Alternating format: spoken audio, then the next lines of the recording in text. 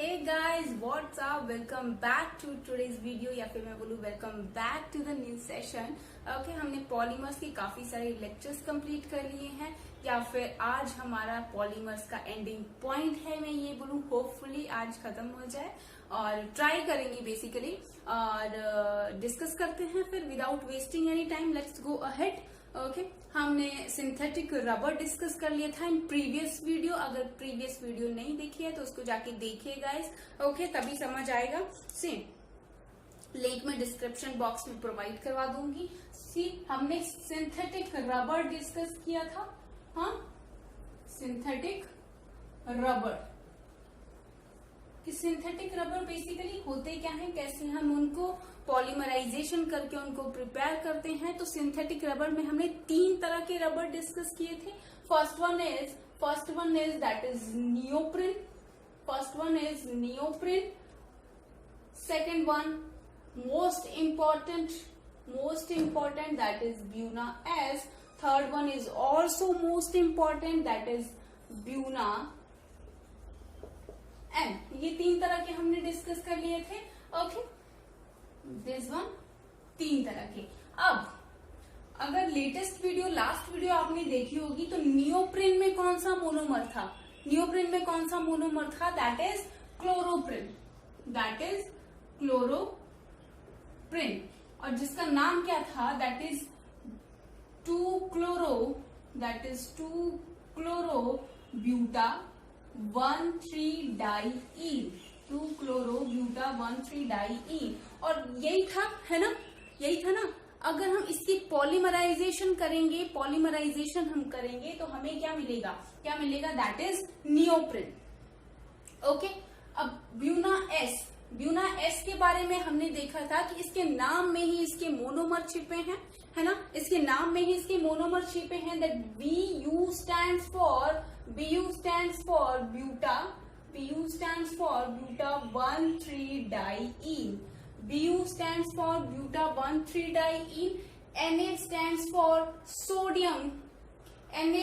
for sodium. Sodium का क्या role रहेगा इसमें? Na stands for sodium, है ना? Sodium act as a catalyst in polymerization reaction. Sodium का रोल सिर्फ कैटालिस्ट तक सीमित रहेगा, है ना? And S stands for styrene. Clear है यहाँ तक, है ना? यही हमने डिस्कस किया था लास्ट लेक्चर में. इनकी पॉलीमराइजेशन रिएक्शन के through we get Buna S. Clear है यहाँ तक, है ना? अब नेक्स्ट हमने डिस्कस किया था that is Buna N. BU stands for same buta 1,3-diene. Na stands for sodium and N stands for acrylonitrile. N stands for acrylonitrile. These are the monomers of this neoprene, Buna S and Buna N.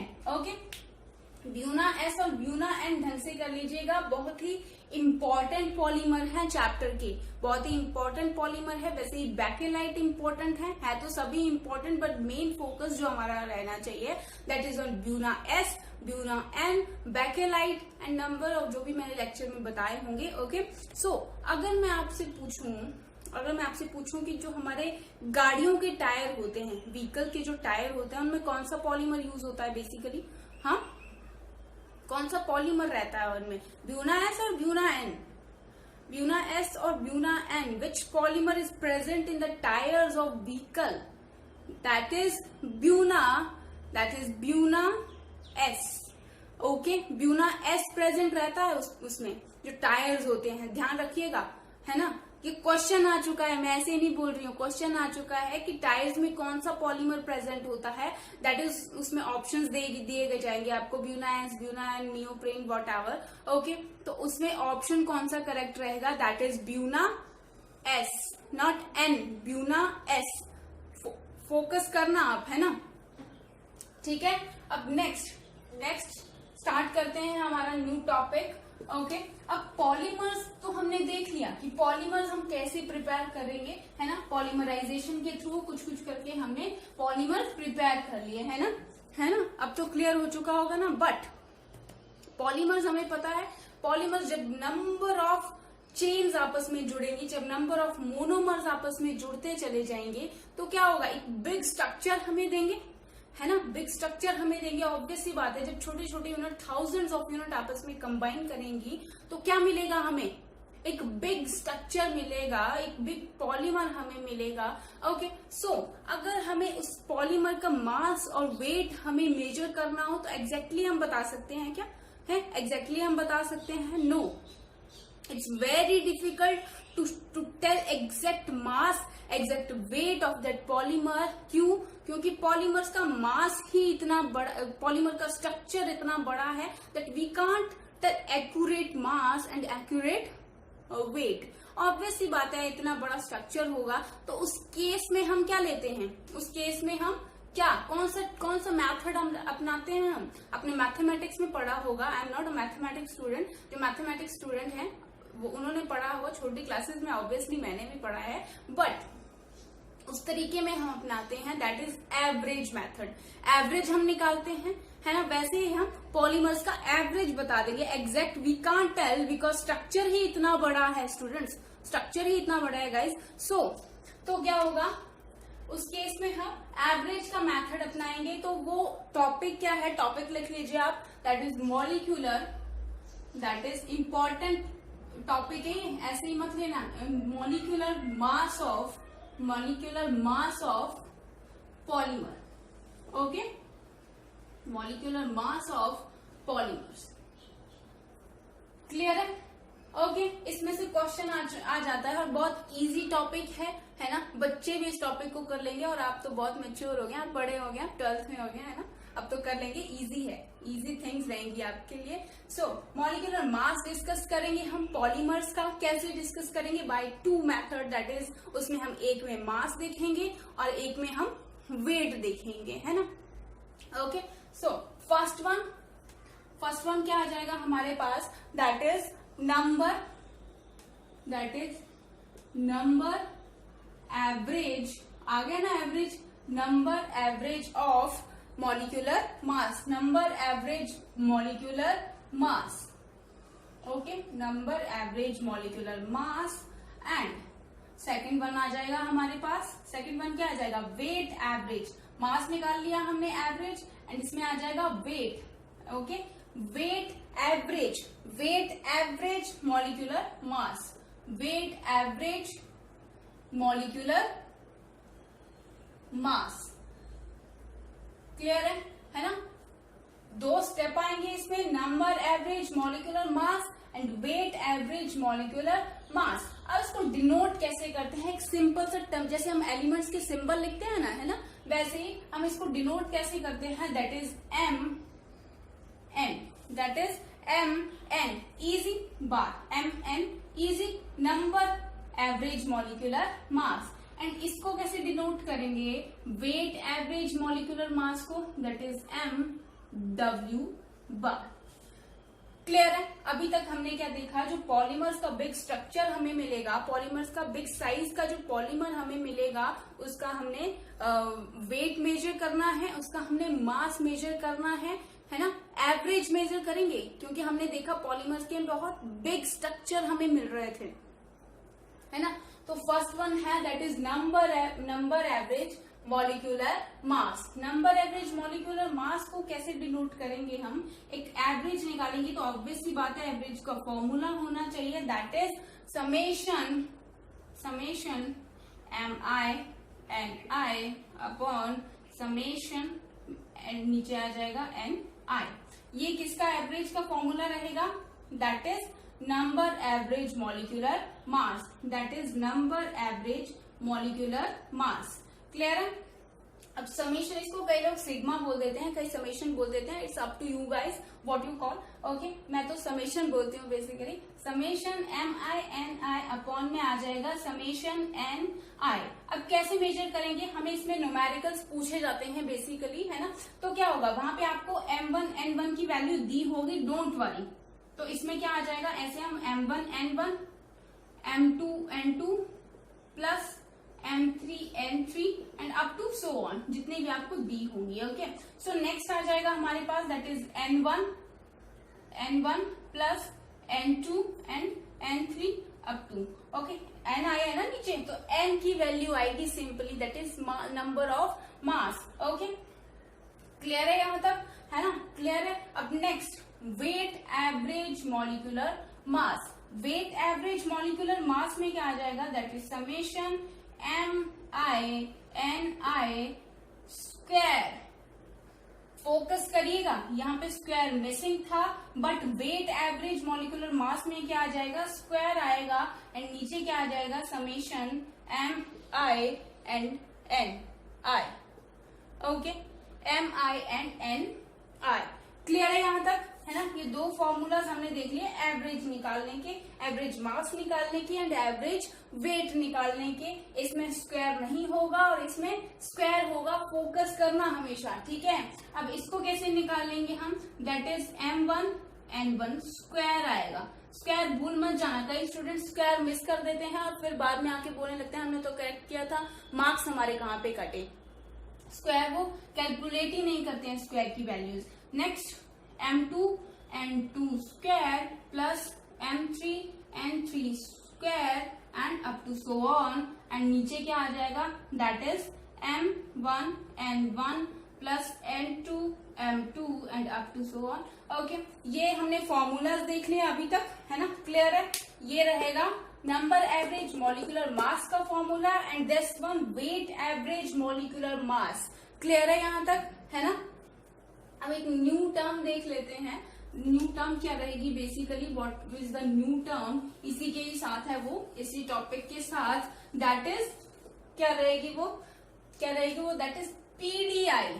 ये जो मैं बड़ा बड़ा लिख रही हूँ ना, focus करना इस पे, PDI। अब what is this PDI, PDI। अब आप लोग बोलोगे ये नया क्या आ गया, अभी तो मैम ने बोला चैप्टर फिनिश है, but this PDI is PDI।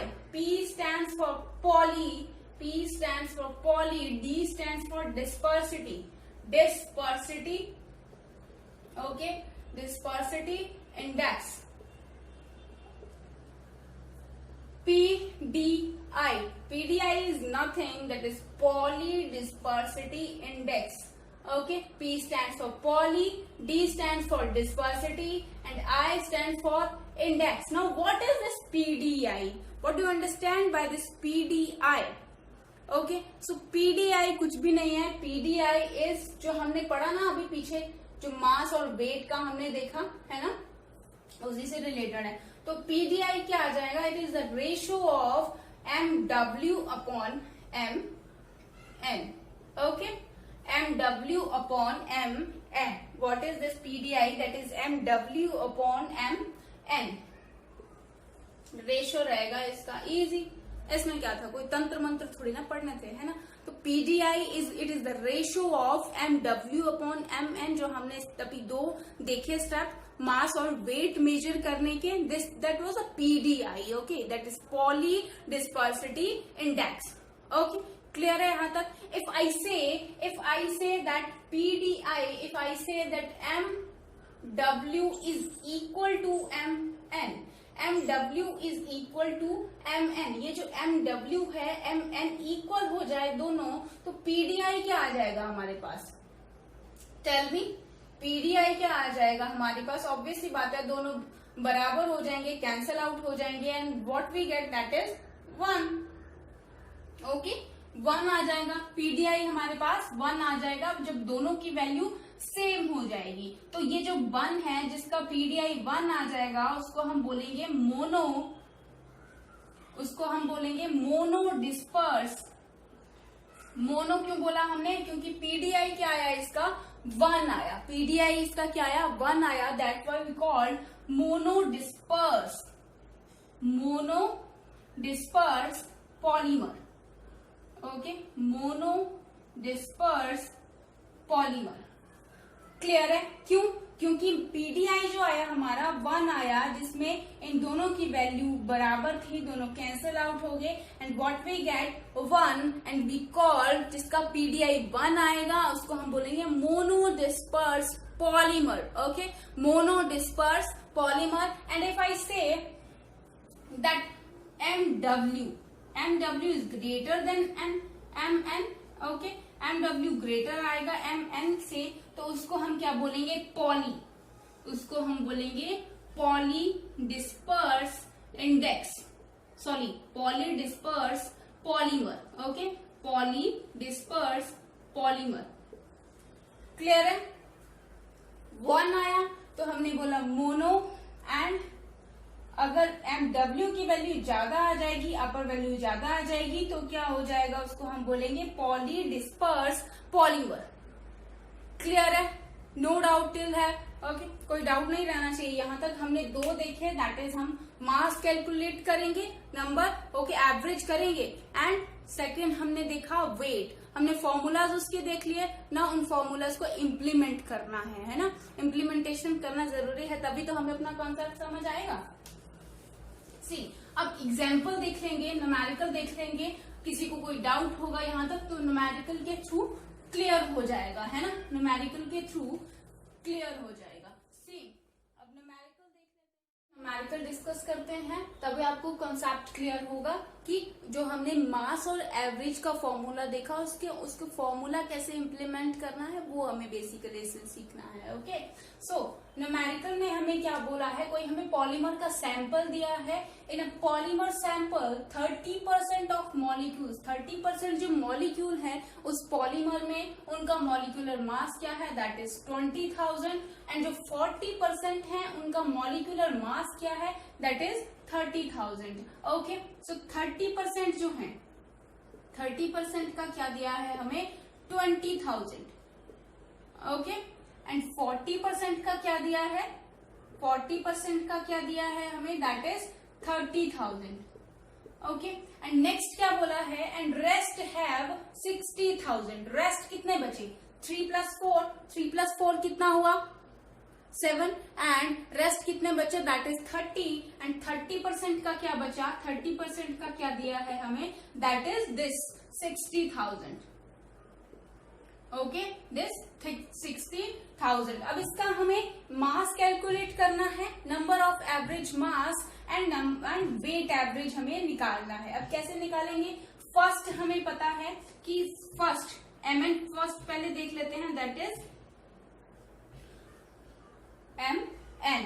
Okay, that is number average molecular mass, that is number average molecular mass. अब उसका फॉर्मूला क्या है? समेशन MNI MI अपॉन नीचे क्या आ जाएगा? Only NI. क्लियर है ना. ये वाला फॉर्मूला इम्प्लीमेंट करेंगे. यहाँ पे स्क्वायर वाला फॉर्मूला यहाँ आएगा जहाँ पे स्क्वायर रहेगा, बट इस फॉर्मूला में स्क्वायर नहीं है. सिंपली क्या आ जाएगा इसमें? 30% हमें क्या दिया है? N1 की वैल्यू क्या है? 30. ओके, ब्रैकेट में आ जाएगा 20,000. क्लियर है. प्लस में क्या आ जाएगा? ये आगे एक वैल्यू है ना, यानी कि N1 M1. ओके, और दूसरा क्या आ जाएगा? यानी कि N2 और M2. क्लियर है. This is N2 M2. क्या आ जाएगा यहाँ पे? 40 इंटू में क्या आ जाएगा? 30,000. क्लियर है. And N3 30 and 60,000. क्लियर है. क्या आ जाएगा यहाँ पे? 30, मैं साइड हो जाती हूँ, नहीं दिख रहा है तो 30 एंड 60,000. क्लियर है. यहां तक क्लियर है. हमने सिर्फ सिंपली वैल्यू पुट की और कुछ नहीं किया है. हमें इसका सैंपल में दिया था कि 30% का 20,000 है. वैल्यू सिंपली हमें दी, हमें बस पुट करनी है, ना कि हमें कुछ निकालना है. इसमें कई न्यूमेरिकल होते हैं ना, पहले कुछ निकालना पड़ता है फिर कुछ निकालना पड़ता है. मेरे से तो वो नहीं होते हैं, क्योंकि मेरा मैथमेटिक्स बहुत टफ, वो इजी तो नहीं है मेरे लिए, बहुत टफ है. सेम. अब 40 का क्या रहेगा? 40 का आ जाएगा 30,000. हमने वैल्यू पुट की, रेस्ट जो दिया था 30% रिमेनिंग, उसकी वैल्यू आ जाएगी 60,000. एंड नीचे क्या आ जाएगा? सिर्फ n की वैल्यू पुट करनी है हमें नीचे. एंड n क्या है? That is 30. That is n क्या है? दैट इज 30 प्लस, और नेक्स्ट क्या है? 40, that is 30, 40 and 30. 30, 40 and 30. Clear है? ओके, अब मैं कैलकुलेशन करने बैठूंगी तो लेक्चर गया है। अब इसको कैलकुलेट करके, इट्स योर होमवर्क, आप इसको कैलकुलेट करिएगा एंड कैलकुलेट करके इसकी वैल्यू क्या आ जाएगी, इसकी वैल्यू क्या आ जाएगी, दैट इज 36,000। इसकी वैल्यू क्या आ जाएगी, दैट इज 36,000। क्लियर है ना? mn हमने निकाल लिया, सिर्फ वैल्यू पुट की, इसकी वैल्यू को आप कैलकुलेट करेंगे तो mn क्या आ जाएगा हमारे पास, दैट इज 36,000। ओके, 36,000 आ जाएगा। क्लियर है? अब नेक्स्ट हमें एक तो हमने कैलकुलेट कर लिया, mn की वैल्यू क्या आ गई हमारे पास, दैट इज 36,000। क्लियर है? 36,000 आ गई। अब mw हमें कैलकुलेट करना है, दैट इज वेट एवरेज हमें निकालना है। वेट एवरेज हमें निकालना है, जिसमें हमें क्या लगाना है, स्क्वायर। यहाँ पे क्या आ जाएगा, स्क्वायर, और नीचे mi एंड ni। क्लियर है? ओके, सो इसमें क्या रहेगा हमारा, इसमें क्या रहेगा, mw, ध्यान से वैल्यू पुट करेंगे तो इजी रहेगा।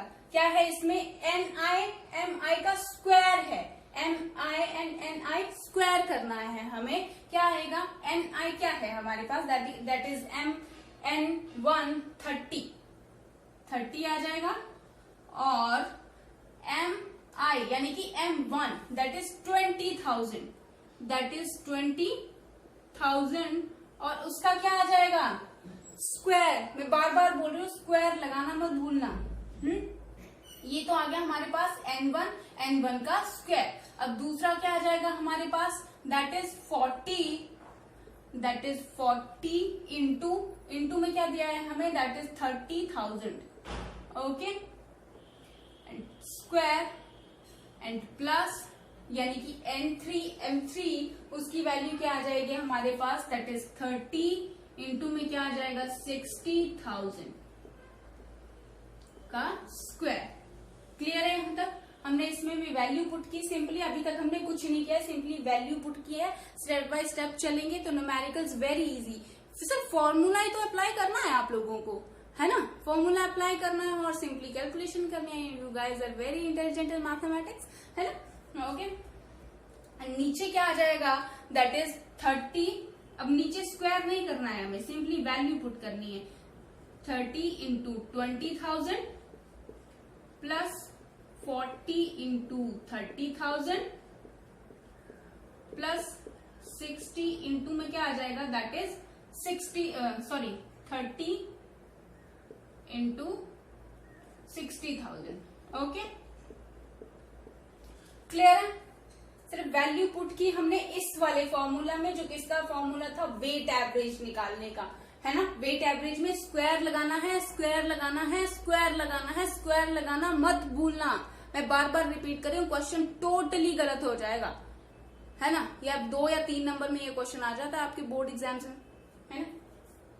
अब कैलकुलेट करेंगे, कैलकुलेट करके क्या आ जाएगी इसकी value, that is 4 and 333।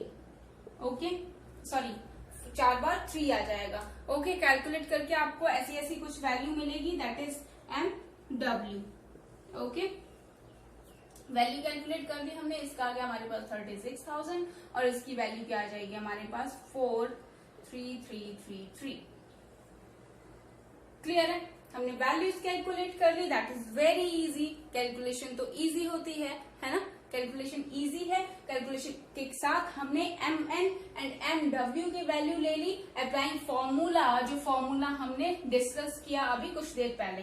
Same अगर मैं आपको बोलूं अब पीडीआई इसका हमें निकालना है ना? पीडीआई निकालेंगे। अब पीडीआई कैसे निकालेंगे? पीडीआई हमने क्या देखा था, रेशो है, दैट इज पॉलीडिस्पर्सिटी इंडेक्स।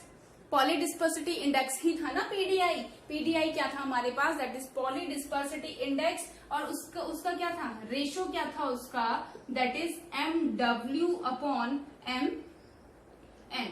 है ना? यही था रेशो पीडीआई। अब सिंपल वैल्यू पुट करनी है और कुछ नहीं करना है। क्या वैल्यू आ गई हमारे पास, दैट इज 43333, नीचे में क्या आ जाएगा, दैट इज 36,000। 36,000।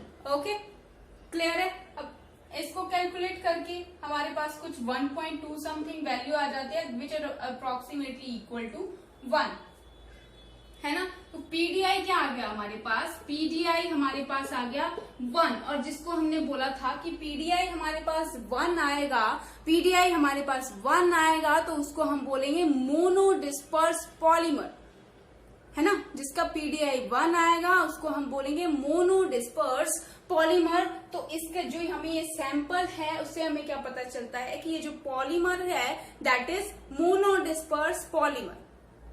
क्लियर है। हमने उसका वेट निकाल दिया, हमने उसका मास निकाल दिया, और पीडीआई जो क्वेश्चन में नहीं दिया है वो भी हमने कैलकुलेट करना सीख लिया कि पीडीआई हम कैसे कैलकुलेट करेंगे इनकेस अगर आपको न्यूमेरिकल में दिया गया हो, है ना। कैलकुलेट करेंगे, सिंपल से यहाँ पे 1 आ जाएगा, and that polymer is monodisperse, that polymer is monodisperse polymer। Okay, clear, easy है, बहुत इजी है गाइस, बहुत ही इजी है। ऐसे न्यूमेरिकल्स तो मुझसे भी हो जाते हैं, है ना। तो यहाँ तक हमने कंप्लीट कर लिया। नेक्स्ट हम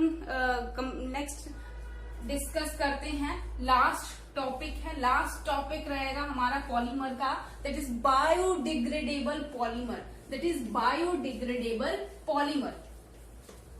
okay, biodegradable polymer, this is our last topic. Okay, biodegrade, जो डिग्रेड हो जाए इजिली, बायोडिग्रेडेबल पॉलीमर्स। ओके, नाम से ही पता चल रहा है बायोडिग्रेडेबल, जो इजीली डिग्रेड हो जाए, इजीली खत्म हो जाए बेसिकली। अगर हम साधारण भाषा में बोले, जो इजीली खत्म हो जाए बेसिकली, है ना। जो न्यू टाइम ना लगे, बस उसको थोड़ा सा कांटेक्ट में रखेंगे एयर के, है ना, इन्वायरमेंट में रखेंगे, और वो इजीली क्या हो जाए, डिग्रेड हो जाए, नष्ट हो जाए। अगर शुद्ध हिंदी में बोलूं, नष्ट हो जाए, उनको हम बोलेंगे बायोडिग्रेडेबल पॉलीमर्स, उनको हम बोलेंगे बायोडिग्रेडेबल पॉलीमर्स। क्लियर है। अब अगर मैं आपको लेट्स से एग्जांपल ले लेते हैं बेसिकली, है ना। एग्जांपल ले लेते हैं फ्रूट्स, है ना। फ्रूट्स लिया मैंने, कोई भी फ्रूट लिया, लेट्स से एप्पल, एप्पल लिया मैंने, और एक हाथ में मैंने लिया पिज्जा, है ना। एक हाथ में मैंने लिया पिज्जा, जो फेवरेट है मेरा भी, है ना। सो एक हाथ में क्या लिया हमने, एप्पल लिया, और एक हाथ में पिज्जा लिया। अगर दोनों को मैं एनवायरनमेंट के कांटेक्ट में रखूंगी तो इजीली हम क्या डिफरेंस फाइंड आउट करेंगे दोनों में, कि जो हमारा एप्पल है, जो हमने एप्पल लिया है, वो इजीली डिग्रेड हो जाएगा, जो बहुत जल्दी डिस्ट्रॉय हो जाएगा फिर हम उसको एनवायरनमेंट के कांटेक्ट में जब वो आएगा। बट पिज्जा को बहुत टाइम लगेगा, है क्यों, क्योंकि वो इजीली डिग्रेड नहीं हो पाता है ना। जो नेचुरल चीजें हैं वो इजीली डिग्रेड हो जाएंगी, इसलिए अपनी हेल्थ का ध्यान रखिए, और डिग्रेड होने वाली चीजें खाएंगे, जो नेचुरल चीजें हैं ना वो खाया करें आप, है ना। जो इजीली डिग्रेड हो जाए, सेहत भी अच्छी रहेगी, फिट भी रहेंगे, और पढ़ने का मन भी लगा रहेगा, है ना। इसलिए पिज्जा नहीं खाना, अच्छी चीजें खाया करो। अब ऐसे ही हमारे पॉलीमर्स भी कुछ ऐसे हैं। पॉलीथीन की हम बात ले लेते हैं। पॉलीथीन इज अ बायोडिग्रेडेबल और नॉट, है। पॉलीमर्स, जो पॉलीथीन है हमारा, वो नॉन बायोडिग्रेडेबल है। वो क्या है, नॉन बायोडिग्रेडेबल। वो इजीली नष्ट नहीं होता है, वो इजीली डिस्ट्रॉय नहीं होता है, इसलिए बोलते हैं ना प्लास्टिक बैन करिए। उससे हमारे इन्वायरमेंट को बहुत ज्यादा नुकसान भी होता है ना। देख रहे हैं ना कितनी गर्मी हो गई है ना। तो ये सब इसी के कारण है। हमें कुछ ऐसी चीज, अगर नेचुरल चीजें अपनाओगे ना तो इन्वायरमेंट अच्छा रहेगा, सेहत अच्छी रहेगी, हम सभी अच्छे रहेंगे। पॉलीमर्स भी कुछ डिग्रेड होने वाले होते हैं और कुछ नॉन बायोडिग्रेडेबल हैं। अब इस टॉपिक में हम पढ़ेंगे कौन कौन से ऐसे पॉलीमर्स जिनको हमें यूज करना चाहिए, हमारा एनवायरनमेंट सेफ रहेगा, हम सेफ रहेंगे। ओके, हमारी लाइफ इजी रहेगी। अब डिस्कस करते हैं हमारा that is last topic in our polymer, that is biodegradable polymer, जो इजीली डिग्रेड हो जाएं, जो इजीली नष्ट हो जाएं, अगर उनको थोड़ा सा एक्सपोजर मिलेगा, इन्वायरमेंट का थोड़ा सा एक्सपोजर मिलेगा, एयर का, ओके, सो फर्स्ट वन इसमें हम देख लेते हैं। फर्स्ट वन यहाँ पे आपके एनसीईआरटी में बेसिकली 2 गिवन है, बट हम नाम तो देख लेंगे बहुत सारे पॉलीमर्स का जो बायोडिग्रेडेबल है। आपको आइडिया होना चाहिए, कभी एग्जाम में आ जाता है जो नीट की प्रिपरेशन कर रहे हो बेसिकली, है ना। तो इसमें हम देखते हैं फर्स्ट वन रहेगा हमारा, फर्स्ट वन क्या आ जाएगा हमारे पास PH। पहले छोटा सा इसका नाम देख लेते हैं, एक बड़ा नाम है थोड़ा, आप देखते ही डर जाएंगे, है ना। सो PHBV। अब इसमें क्या आ जाएगा PH, पहले देख लेते हैं PH, that is poly beta hydroxy, that दिख रहा है ना, that is poly beta hydroxy. ये तो आप क्या आ गया PH, poly beta hydroxy. And second one को बीटा को, पहले का क्या आ गया poly beta hydroxy, and second one का क्या आ जाएगा को beta hydroxy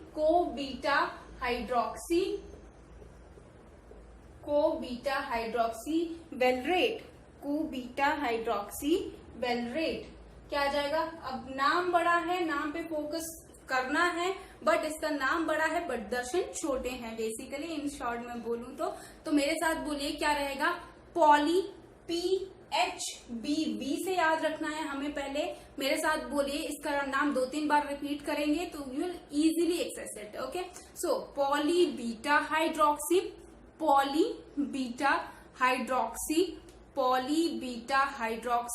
co beta hydroxy valerate. Easy, फिर से रिपीट करिए, poly beta hydroxy co beta hydroxy valerate. Okay, poly beta hydroxy co beta hydroxy valerate.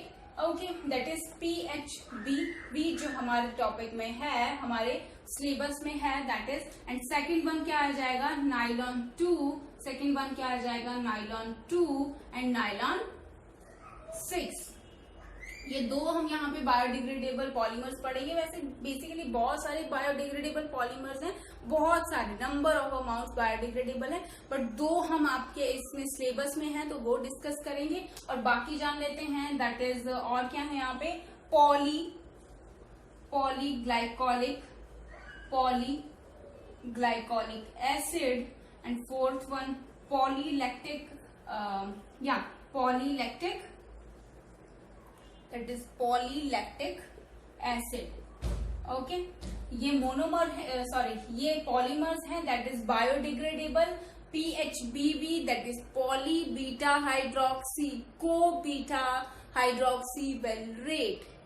Clear है, इसका नाम 1-2 बार बोलेंगे या फिर लिखेंगे तो आप इजिली इसको रिमेम्बर कर लेंगे। No need to worry, PHBV से याद रखना है। I repeat, that is poly hydroxy, that is poly beta hydroxy, यहां तक कंप्लीट हो गया। And co beta hydroxy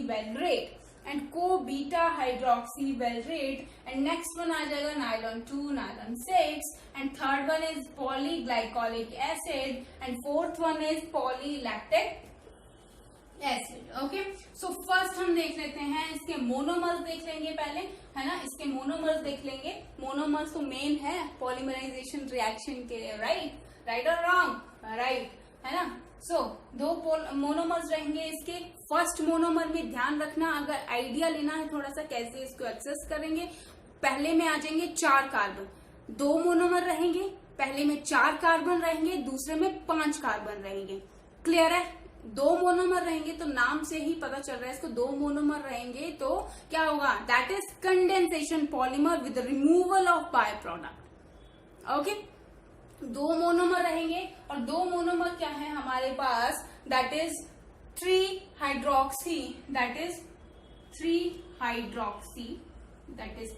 hydroxy butanoic acid, that is 3 hydroxy butanoic acid. And second one क्या आ जाएगा हमारे पास 3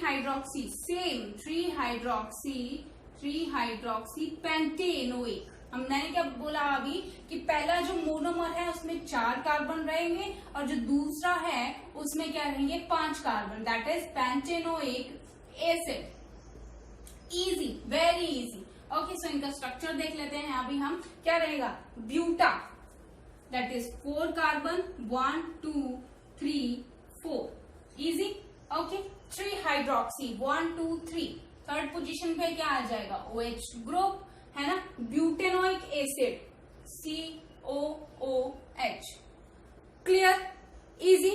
अब क्या आ जाएगा, वैलेंसीज कंप्लीट कर लेते हैं, that is CH2 CH3, CH3 आएगा ना, है ना। Single bond CH, single bond single bond, क्योंकि इसमें सिंपल सा ब्यूटेन है, ना कि कोई इन ग्रुप लगा हुआ है कि हमें उसमें डबल बॉन्ड लगाना है। सिंपली ब्यूटेनोइक एसिड है, COOH, CH2, okay, CH2 CH and CH3। अब दूसरा क्या आ जाएगा हमारे पास, दूसरा क्या आ जाएगा हमारे पास, अब इसमें क्या है, 5 कार्बन है, 1 2 3 4 5, ओके। अब इसमें क्या है, 3 हाइड्रोक्सी, 1 2 3, OH ग्रुप है, okay. Pentanoic acid, COOH, clear है।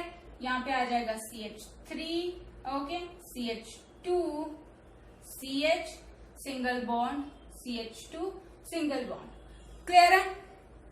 अब मोनोमर्स का तो हमें पता चल गया, N यूनिट्स इसकी लेंगे, N यूनिट्स इसकी लेंगे, क्या होगा। अगर अभी तक समझ नहीं आया मैं रिपीट कर देती हूँ। हम देख रहे हैं बायोडिग्रेडेबल पॉलीमर्स का, कि बायोडिग्रेडेबल पॉलीमर्स क्या होते हैं। बेसिकली 2 ही हमारे सिलेबस में दिए गए हैं, that is PHBV, that is poly beta hydroxy co beta hydroxy valerate. अब उसके 2 मोनोमर है, पहले वाले में 4 कार्बन है, दूसरे वाले में 5 कार्बन है, and 3 hydroxy butanoic acid and 3 hydroxy pentanoic acid. Monomers का हमें पता चल गया। ओके, ये 2 मोनोमर क्लियर है हमारे, दैट इज PHBV की जो हम पॉलीमराइजेशन करेंगे तो हमें 2 मोनोमर चाहिए, that is 3 hydroxy butanoic acid जिसमें 4 कार्बन रहेंगे एंड 3 हाइड्रोक्सी पेंटेनोइक एसिड जिसमें 5 कार्बन रहेंगे, क्लियर है। ठीक है, अगर मैं आपको बोलूं let me change the marker, okay, तब ज्यादा क्लियर होगा। फोकस करना कैसे एग्जाम में लिख के आना है अगर आ गया तो, ठीक है। अब ये क्या आ गया हमारा फर्स्ट कार्बन, इस वाले की बात करेंगे हम पहले, इस वाले की। ये आ गया हमारा COOH, फर्स्ट कार्बन आ गया हमारा, this one is first carbon, second carbon is here, that is CH2, and third वाले कार्बन के साथ क्या है, थर्ड वाले कार्बन के साथ हमें OH लगाना है ना। थर्ड वाले कार्बन के साथ हमें OH लगाना है एंड इसी कार्बन के साथ CH3 यहाँ पे लिख दूंगी मैं, है ना, CH3 यहाँ पे लिख दूंगी एंड हेयर H, क्लियर है। कुछ नहीं है, बस कुछ मॉडिफाई करके हमने कुछ चेंज करके हमने इसको लिख दिया है। ये आ गया हमारा carbon number 1 2 3 and third carbon के साथ क्या था, OH। फोकस करना, ढंग से देखना तभी समझ आएगा। थर्ड कार्बन के साथ क्या था, OH group, and third he carbon के साथ क्या था हमारा CH3 ग्रुप, क्लियर है। फिर से रिपीट कर देती हूँ, COOH यहाँ आ गया, second CH2 and third carbon के साथ OH था एंड थर्ड कार्बन के साथ क्या अटैच था, CH3, ओके, क्लियर है। ये तो हमारा क्या आ गया, 3 हाइड्रोक्सी ब्यूटेनोइक एसिड। एंड अगर मैं इसमें चेंजेस करूं तो क्या आ जाएगा हमारा, 5 कार्बन है यहाँ पे, ये आ गया हमारा COOH आ गया, फर्स्ट कार्बन आ गया हमारा, सेकेंड आ गया CH2, सेकेंड आ गया CH2, that is second, okay. अब थर्ड कार्बन के साथ क्या लगाना है हमें, that is OH। Third carbon के साथ आ गया OH। अब थर्ड कार्बन के साथ ही क्या है हमारे पास, CH2 and CH3, okay, clear है, ओके। तो यहाँ पे क्या आ जाएगा, H, क्लियर है ना, इजी, बहुत इजी है। CH2 यहाँ आ गया, CH2 सेकेंड पोजीशन पे, थर्ड के साथ क्या था हमारा, OH अटैच था, और थर्ड के साथ क्या था, CH2 and CH3, easy, very easy if you focus, easy. अब पॉलीमराइजेशन रिएक्शन करेंगे, इसकी स्ट्रक्चर हमने लिख लिए हैं इजीली, जैसे हम उसकी पॉलीमराइजेशन रिएक्शन करेंगे। अब क्या होगा अगर पॉलीमराइजेशन रिएक्शन के थ्रू हमें क्या मिलेगा, पॉलीमराइजेशन रिएक्शन के थ्रू हमें क्या मिलेगा, अब फोकस करना, COOH। अब ये वाला जो H है, ओके, ये वाला जो H है वो क्या करेगा, पिछले वाली यूनिट के साथ कंबाइन हो जाएगा, बट यहां से OH निकल जाएगा और ये OH कंबाइन करके क्या निकाल देंगे बाहर, दैट इज वाटर। इस वाली यूनिट का दैट इज ब्यूटेनोइक एसिड का और पेंटेनोइक एसिड का OH एंड H कंबाइन करेंगे, ऐसे ही कंबाइन होते जाएंगे, n number of water molecules बाहर निकल जाएंगे and what we get that is O। ये पिछले ये वाला जो H है जो पीछे से आ रही होगी यूनिट उसके साथ बॉन्ड बना के बाहर निकल जाएगा एंड क्या मिलेगा हमें, OCH3 H CH2 okay and CO और नेक्स्ट हमें क्या मिलेगा, O। ओके, ये तो निकल गया ना बाहर, CO, यहाँ अब आगे वाली यूनिट स्टार्ट हो रही है, O and CH2 CH3 and next यहाँ पे आ जाएगा H, फोकस करना ढंग से, और यहाँ पे आ जाएगा CH2 and at the and ये वाला OH है, ये नेक्स्ट वाली यूनिट जो आ रही होगी उसके साथ वाटर बन के बाहर निकल जाएगा एंड यहाँ पे क्या बच जाएगा हमारा, दैट इज CO और ये क्या है हमारा, that is PHBV, poly beta hydroxy co beta hydroxy वेलोरेट। Okay, clear है, इजी।